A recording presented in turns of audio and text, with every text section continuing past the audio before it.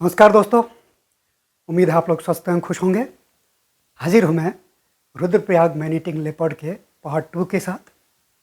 दोस्तों, पिछले भाग में हमने जाना था यह लेपर्ड कितना शातिर था, किस तरह से लोगों को वहाँ मार रहा था और वहाँ के जो बासिंदे थे गढ़वाल के, उसके अलावा जो एनुअली वहाँ तीर्थयात्री जाते थे बद्रीनाथ केदारनाथ, उनमें बड़ी भारी दहशत थी इसकी वजह से।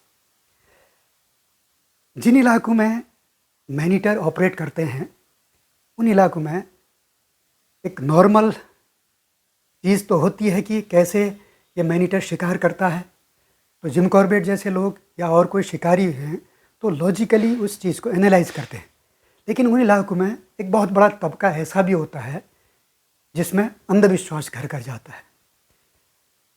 आजकल भी ऐसा होता है, लोगों में अंधविश्वास आजकल भी फैला हुआ है। लेकिन कल्पना कीजिए, आज से 100 साल पहले की बात है, उस ज़माने में क्या हाल रहा होगा।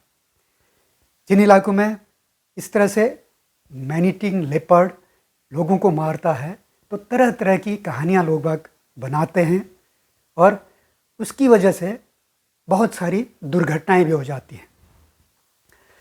कॉर्बेट कहते हैं कि एक दिन वो रुद्रप्रयाग के जिस जगह वो ठहरे थे, इंस्पेक्शन बेंगलोर में, छोटा सा था एक कमरे वाला, वहाँ से सुबह सुबह वो निकले थे। तो उन्होंने अपने बरामदे के जस्ट बाहर जो मिट्टी थी जिसमें लोगों के पैरों के निशान बने थे, उसमें लेपर्ड के पैरों के निशान देखे और निशान देख के बिल्कुल ये जाहिर था ये कुछ ही मिनट पहले तक के बने हुए हैं। यानी कि जब कॉर्बेट बाहर निकले उससे कुछ ही मिनट पहले लेपर्ड वहाँ से गया है।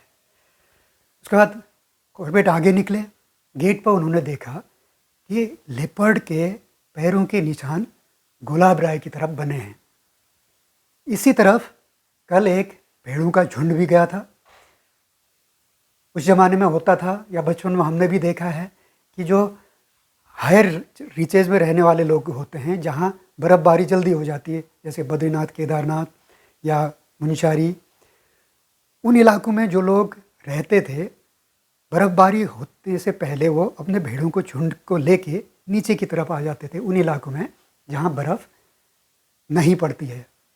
तो बद्रीनाथ केदारनाथ के आसपास जो गांव थे, जो भेड़ पालक वहाँ रहते थे, वो अपने भेड़ों के झुंड को लेके झाड़ू में हरिद्वार ऋषिकेश की तरफ आ जाते थे। तो कॉर्बेट कहते हैं कि वो जब उन्होंने देखा कि कल शाम, पिछली शाम को एक भेड़ों का झुंड गुलाब राय की तरफ गया था और उनके पैरों से बहुत निशान बने थे, तो उन निशानों के ऊपर बिल्कुल साफ सुथरे पैरों के निशान मैनीटर के बने थे। कॉर्बेट कहते हैं कि उनको कोई शक नहीं था कि ये मैनीटर के पैरों के ही निशान थे, क्योंकि उन्होंने इतने बढ़िया ढंग से उनको एनालाइज कर लिया था। वो कहते थे कि मैं 100 तेंदुओं के पैरों के निशान में भी इस मैनीटर के पैरों के निशान को पहचान सकता हूँ। पैरों के निशान से उन्हें यह पता लग गया था कि एक बड़े साइज़ का नर तेंदुआ है जो कि अपनी वयस्क अवस्था में है। तो कॉर्बेट उन पैरों के निशान को फॉलो करने लगे और उनसे वो लग रहा था कि उनसे शायद कुछ ही मिनट आगे वो निकला है। अब क्योंकि जो पहाड़ी रास्ते होते हैं वो रेविन के अंदर से जाते हैं, बाहर निकलते हैं, मोड़ होते हैं घुमावदार, उनसे होते हुए जा रहे थे। तो रास्ते में कई मोड़ थे, तो हर एक मोड़ को बड़ी सावधानी के साथ नेगोशिएट कर रहे थे कॉर्बेट। चलते चलते वो एक जगह पहुँचे जहाँ पर उन्होंने देखा ये लेपर्ड दाहिनी तरफ जंगल की ओर चला गया, जहाँ की एक बिल्कुल घना पेड़ों का पैच था, उसके बीच में चला गया। आज उन्हें ये लग रहा था कि कहीं ये दिन में शिकार न करे, क्योंकि अभी तक इसकी रेपुटेशन यही थी कि रात को ही शिकार करता था। जहाँ से वो रास्ता जंगल को गया था उससे कुछ ही आगे कॉर्बेट कहते हैं कि रोड की एक तरफ एक खेत था। उस खेत में चारों तरफ कांटेदार बाड़ लगा के एक तरफ उसमें अंदर जाने वाला रास्ता था।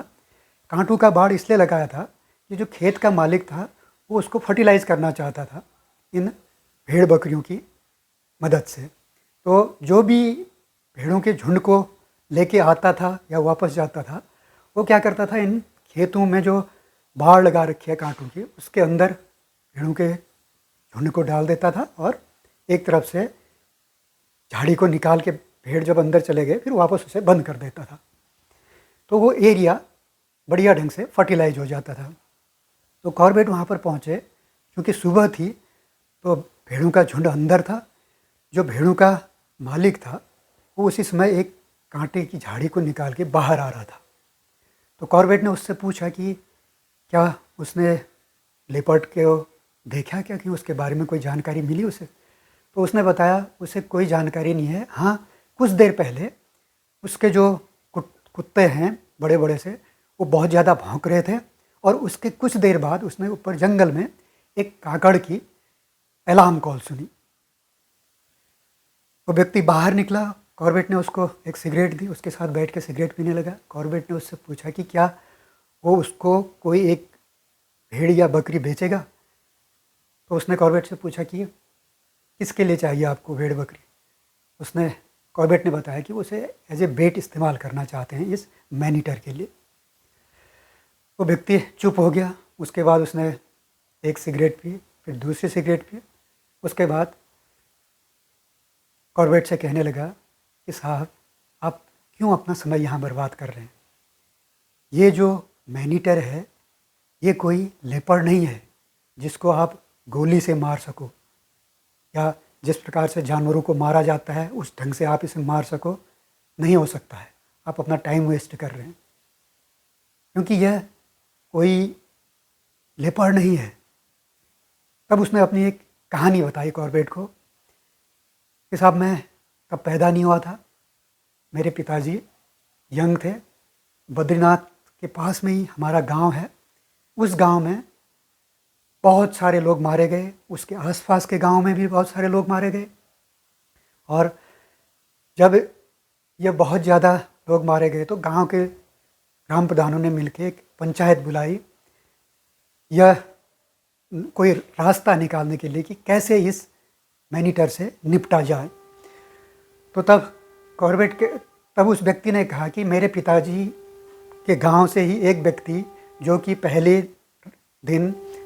कि पहली शाम को अपने एक पोते को दाह संस्कार करके आया था, वो खड़ा हुआ। तो उसने ग्राम प्रधानों को बोला कि यह कोई तेंदुआ नहीं है, यह एक किसी इंसान की, बहुरूपीय इंसान की ये करतूत है। उसको जब इंसान का खून पीना होता है तो वो तेंदुए का रूप धारण कर लेता है। तो उसके बाद उससे पूछा कि आपके कहने का मतलब क्या है। उसने कहा कि ये मुझे शक हो रहा है कि एक साधु जो है जिसका ऊपर एक कुटिया बनी हुई है, मुझे उस साधु पे शक है। तो जब उसने ये कहा तो लोगों में आपस में विवाद होने लग गया। कोई उससे बात से इत्तेफाक रखते थे और कई लोगों ने उसकी बात का विरोध किया। इस तरह गर्मा गर्म बहस होने लग गई आपस में। तो जब ये सब हो गया तो अंत में ग्राम प्रधानों ने यह निश्चय किया कि हम अभी साधु को कुछ नहीं करेंगे, उसको नज़र में रखेंगे, हम यह देखेंगे कि वो करता क्या है। क्योंकि उससे पहले लोगों ने ये भी अफवाह फैलाई कि जिस दिन कोई मरता है जिस रात को, उसके दूसरे दिन ये साधु दिन भर सोया रहता है, चारपाई लगा के धूप में सोता है। तो लोग कुछ भी बोलने लग गए। उसके बाद यह निश्चय हुआ कि पार्टियां बना के 3 पार्टियां बनाई गई और बारी बारी से 24 घंटे इस साधु पर नज़र रखी जाएगी। तो साधु की कुटिया के बाहर एक पेड़ के पास में यह सब लोग पहरा देने लगे और 24 घंटे उस साधु पे नज़र रखने लगे। कई दिन हो गए, साधु की कुटिया की दरवाज़ा नहीं खुला। तो इस व्यक्ति का कहना था कि जब 2 पार्टियों की पारी ख़त्म हो गई, उसका बाप तीसरी पार्टी में था और वो पहरा दे रहे थे। तो एक दिन शाम को उसके बाप और उसके साथियों ने देखा साधु की कुटिया का दरवाज़ा खुला और साधु अंधेरे में गायब हो गया। इतने में जंगल से एक जोर की कराह सुनाई दी किसी इंसान की, और ये लोग जो पहरे में बैठे थे वो उन्होंने वो सुना। उसके बाद जैसी सुबह उजाला होने को था, ये साधु वापस लौटा और उसके बाप का कहना था कि उसके हाथ और मुंह में खून लगा हुआ था। जैसे ही वो साधु अपने कुटिया के अंदर गया, उसने दरवाज़ा बंद किया, तो ये लोग गए और उसकी कुटिया के बाहर से कुंडा बंद कर दिया और उसके बाद बारी बारी से सूखा भूसा लाए, उसकी कुटिया में डाला और उसे आग लगा दी और सुबह तक वो जलकर भस्म हो गया। तो उसके बाद इस व्यक्ति ने कॉर्बेट को ये कहानी सुनाने के बाद कहा, साहब मैंने आपको कहानी सुना दी, आप अपना समय बर्बाद कर रहे हैं, अपने घर से दूर यहाँ आ रहे हैं, रात दिन एक किए हुए हैं, ये आपसे मरेगा नहीं। ये पता चलेगा कि इस इलाके में जितने साधु रहते हैं उनमें से कोई एक ये काम कर रहा है, जिस दिन पकड़ा जाएगा उसका भी यही हाल होगा। उसके बाद उसने कॉर्बेट से कहा कि साहब फिर भी अगर आप चाहते हैं कि आपको एक बकरी को एज ए बेट इस्तेमाल करना चाहते हैं तो आप एक बकरी मेरी ले सकते हैं जो भी आपको पसंद है, और मैं पैसा तभी लूँगा अगर बकरी मारी गई। अगर बकरी नहीं मारी गई तो मैं चला जाऊँगा। मैं आज के दिन और आज की रात यहाँ हूँ, कल सुबह पौ फटते ही मैं यहाँ से निकलूँगा अपने बकरियों के झुंड के साथ। कॉर्बेट कहते हैं कि उन्होंने एक बकरी सेलेक्ट की उसमें से और शाम को उसको उन्होंने उस रास्ते पर बांध दिया जहाँ से तेंदुआ जंगल की ओर गया था। कॉर्बेट कहते हैं कि दूसरे दिन सुबह सुबह वो बाहर निकले ये जानने के लिए कि बकरी को मारा है या नहीं, या उसे खाया है या नहीं। तो कॉर्बेट ने दोबारा फ्रेश पैरों के निशान उस अपने बरामदे के बाहर देखे, जो कि कल के विपरीत दिशा में थे। मतलब कल जहाँ गए थे वहाँ से आए थे और उसके बाद रुद्रप्रयाग बाजार की ओर चले गए थे। उससे यह तय था कि ये लेपर्ड जो है, मैनीटर जो है, आदमी की, इंसान की तलाश में है। और उसके बाद कॉर्बेट वहाँ गए, उन्होंने देखा बकरी को मार तो दिया था उसने, लेकिन उसका जरा सा भी पोर्शन खाया नहीं था। जाहिर था वो इंसानों की तलाश में था। तो जिन इलाकों में, तो कॉर्बेट कहते हैं उसके बाद वो व्यक्ति जो अपने बकरियों के झुंड के साथ था, वो मुझे फाइनल वार्निंग दे गया कि आप घर चले जाइए, समय बर्बाद नहीं कीजिए। और उसके बाद सीटी बजाते हुए अपने बकरियों को हरिद्वार की तरफ लेके गए।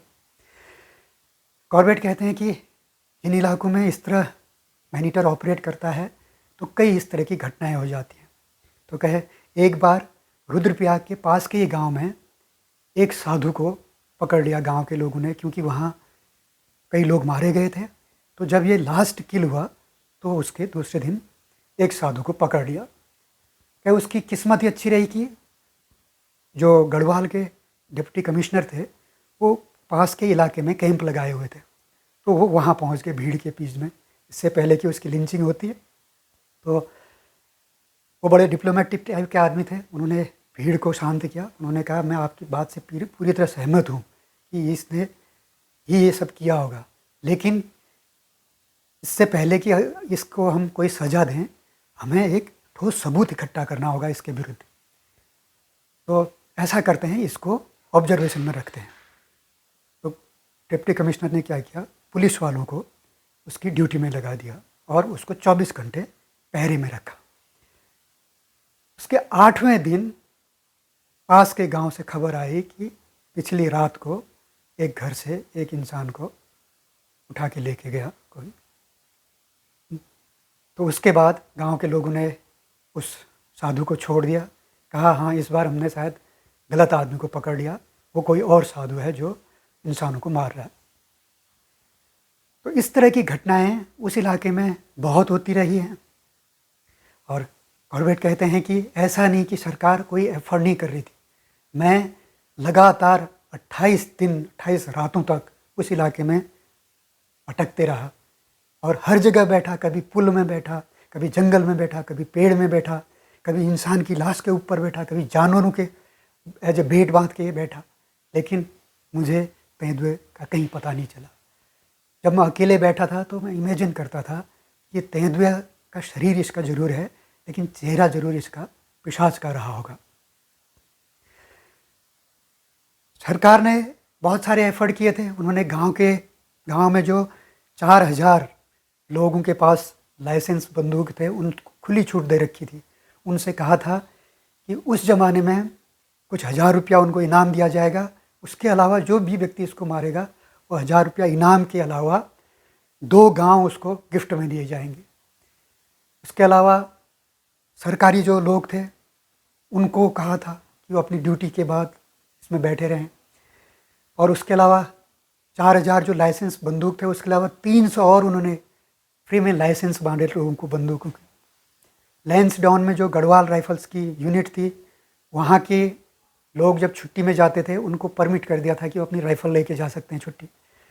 उसके अलावा अखबारों में एडवर्टीज़मेंट दिए थे, हिंदुस्तान के सारे लोगों को, सारे शिकारियों को इनवाइट किया था, जो भी आएगा उसको मोटा इनाम दिया जाएगा, उसके आने जाने का खर्चा उठाया जाएगा, उसके रहने की व्यवस्था की जाएगी। लेकिन उसके बावजूद भी इस तेंदुए को कुछ नहीं हुआ। सिर्फ 3 बार कुछ घटनाएं ऐसी हुई जब ये तेंदुआ काफ़ी नज़दीक आ गया था मौत के, लेकिन तब भी नहीं हो पाया। तो उनमें से एक घटना ऐसी है कि 2 इंग्लिश ब्रदर्स थे जो रुद्रप्रयाग आए थे इसको मारने के लिए। तो उन्होंने अपना जो एरिया रखा था, जो अलकनंदा पर सस्पेंशन ब्रिज था, उस ब्रिज पर उन्होंने पहरेदारी शुरू की। उनका मानना ये था कि क्योंकि इसका आतंक दोनों तरफ है तो ज़रूर वो फ्रिक्वेंटली इस पुल से रात में इधर से उधर या उधर से इधर आता है। इसलिए जो सस्पेंशन ब्रिज था उसके एक कोने, एक टावर में एक भाई बैठ गया, दूसरी टावर में दूसरा बैठ गया। 28 रातों तक उन्होंने पहरा दिया। उसके बाद एक दिन उन्हें ये लगा कि तेंदुआ ब्रिज से क्रॉस कर रहा है। जब तेंदुआ ब्रिज पे चढ़ गया तो जो बाईं तरफ बैठा था व्यक्ति उसने उस पर फायर किया।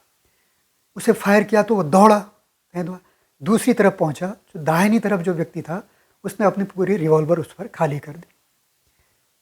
उनका विश्वास था कि तेंदुआ बुरी तरह से घायल हुआ पड़ा है। और दूसरे दिन सर्च की, कई दिन तक उसकी खोज करते रहे लेकिन कहीं कुछ नहीं मिला। हालांकि वहाँ पर उनको ब्लड ट्रेल मिली थी, तो ब्लड ट्रेल से उन्होंने ये अंदाज़ लगाया था कि तेंदुए को ये पीठ में गोली लगी है। लेकिन कॉर्बेट को जो डिस्क्रिप्शन एक व्यक्ति ने दिया था जो कि उस सर्च पार्टी में था, कॉर्बेट को यह यकीन था कि ये पेट में नहीं लगी है बल्कि उसे एक पैर में चोट लगी है, जो कि उनका शक बाद में सही निकला। तो इस प्रकार कई दिन तक सर्च किया लेकिन तेंदुआ कहीं नहीं मिला। लेकिन इस घटना के 6 महीने बाद तक उस इलाके में कोई ह्यूमन बीइंग मारा नहीं गया। एक घटना ये हुई। दूसरी घटना ये थी कि कई जगह लोगों ने ट्रैप्स लगा दिए थे, लोहे के बड़े बड़े ट्रैप्स थे। उनमें करीब 30-40 तेंदुए उस इलाके में फंस के मर गए थे। एक बार जब लोगों को पूरा विश्वास था कि जो ट्रैप में तेंदुआ फंसा है ये मैनीटर है, तो अंधविश्वास की वजह से लोगों ने उसे मारा नहीं। उसमें वहाँ जो लोग पॉपुलेशन थी वो हिंदुओं की थी। उन्होंने कहा अगर हम इसको मार देंगे, इस मैनीटर को, तो इसने जिन लोगों को मारा है उसकी आत्माएं हमको सताएंगी। इसलिए उन्होंने एक व्यक्ति को ढूंढने के लिए भेजा जो कि क्रिश्चियन था। उसका गांव वहाँ से करीब 30 किलोमीटर दूर था और जब तक वो व्यक्ति आता तब तक तेंदुए ने जोर लगा के उस ट्रैप से अपने आप को बाहर निकाल लिया और भाग गया। एक तीसरी घटना हुई। तीसरी घटना में ये हुआ कि इस तेंदुए ने एक व्यक्ति को मार दिया और जंगल के एक घने पैच में वो उसके साथ था, उसे खा रहा था। तो लोगों ने उसे चेज किया, कुछ बंदूकधारियों ने। तो तेंदुआ एक गुफा में चला गया। तो लोगों ने बड़ी बड़ी झाड़ियाँ काट के गुफा का दरवाज़ा बंद कर दिया। अब लोग बारी बारी से रोज़ बाहर के आते थे, देखते थे गुफा में, फिर चले जाते थे। ऐसे ही 5 दिन हो गए। तो 5वें दिन करीब 400-500 लोग बाहर खड़े थे। एक व्यक्ति आया जो कि उस इलाके का प्रभावशाली व्यक्ति था। उसने कहा, अरे कोई तेंदुआ इसके अंदर नहीं है, ये खाम में लोग को वहम हो रहा है। तो उसने क्या किया, जो गुफा की मुहाने पे झाड़ियाँ लगी थी उन सबको निकाला। जैसे ही उसने झाड़ियों को निकाला, अंदर से तेंदुआ आया बड़ी ज़ोर से और उन 500 लोगों के बीच से निकलता हुआ भाग गया।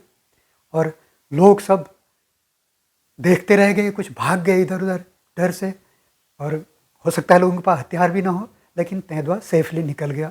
अगर हथियार होता भी चलाते तो शायद किसी इंसान को लग जाती। बहरहाल ये 3 घटनाएं ऐसी हुई जिसमें तेंदुआ अपनी मौत के काफ़ी करीब था लेकिन बच गया। और इन 3 घटनाएं जब हुई थी, ये जब तेंदुआ मैनीटर बना था उसके कुछ ही समय बाद थी। तो उसके बाद इन तीनों में से किसी भी एक में तेंदुआ मारा जाता तो उसके बाद शायद 100 से ज़्यादा लोगों की जानें बच जाती। तो ये था मैन ईटिंग लेपर्ड और रुद्रप्रयाग का पार्ट 2। अगले पार्ट में कुछ और घटनाओं के साथ फिर हाजिर होऊंगा। तब तक के लिए इजाज़त दीजिए। नमस्कार।